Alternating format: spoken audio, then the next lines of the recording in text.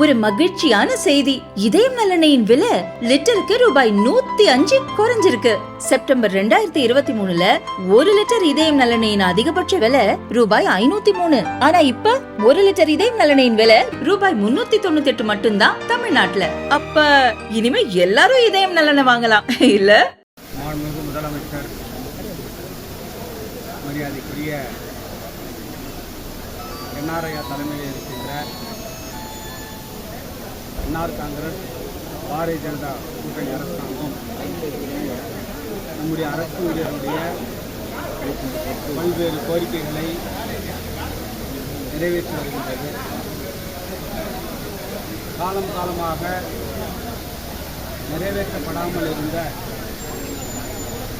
நிறைய கோரிக்கைகளுக்கு தீர்வு கண்டு அதை இந்த அரசாங்கம் நிறைவேற்றி கொடுத்து கொண்டிருக்கின்றது.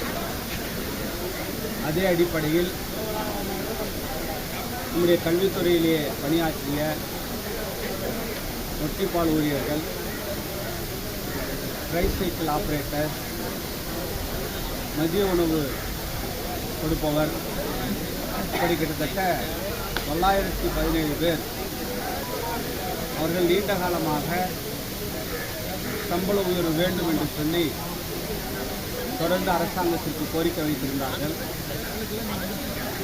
கிட்டத்தட்ட அவர்கள் 23 ஆண்டுகளாக நம்முடைய அரசியல் அவர்கள் தொடர்ந்து பணியாற்றி கொண்டிருக்கிறார்கள்.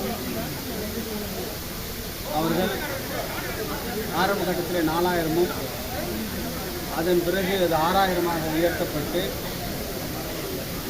சென்ற ஆண்டு முதல் அது 10,000-ஆக மாண்புமிகு முதலமைச்சர் அவர்களால் உயர்த்தி அறிவிக்கப்பட்டு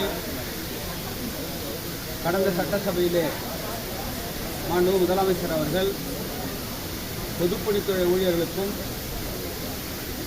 ரொட்டிப்பால் ஊழியர்களுக்கும் 10,000 ரூபாயை 18,000 ரூபாயாக உயர்த்தி வழங்கப்படும் என்று அறிவித்திருந்தார்கள்.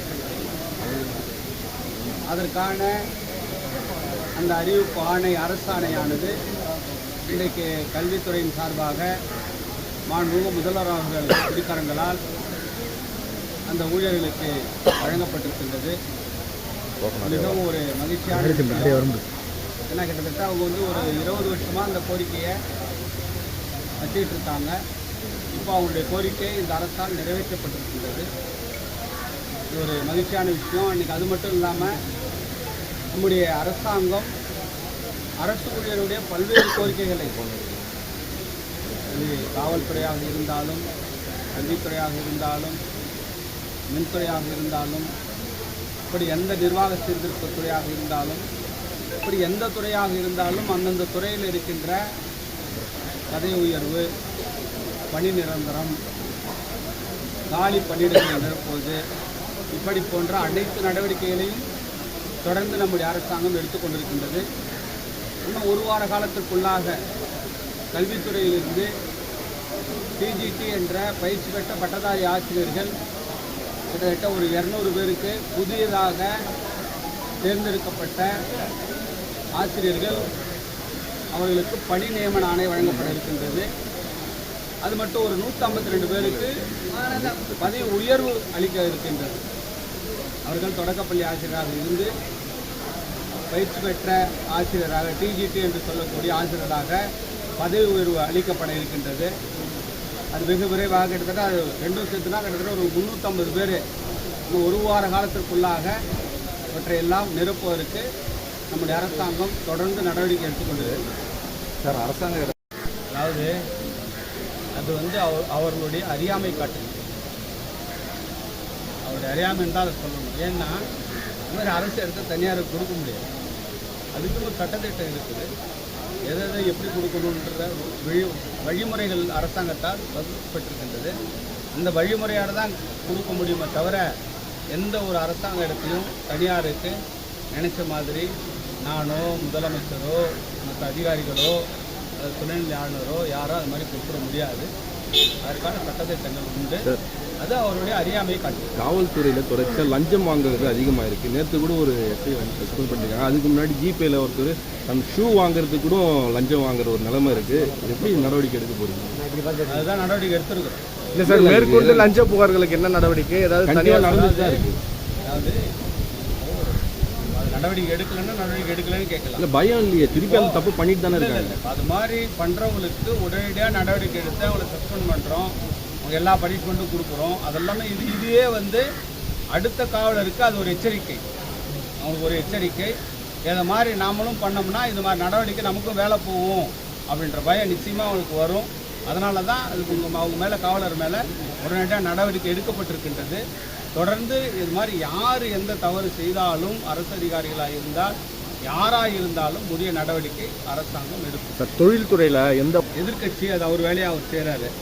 என்னன்னு கேட்டிங்கன்னா, எதிர்கட்சி அதாவது வந்து இப்போ 1 10 சொல்கிறது, இது மாதிரி நிலைமையில் தவறான செய்திகளை சொல்கிறது, அது மாதிரி வந்து இன்றைக்கி ஒரு ஃபேஷன் மாதிரி ஆகிப்போச்சு.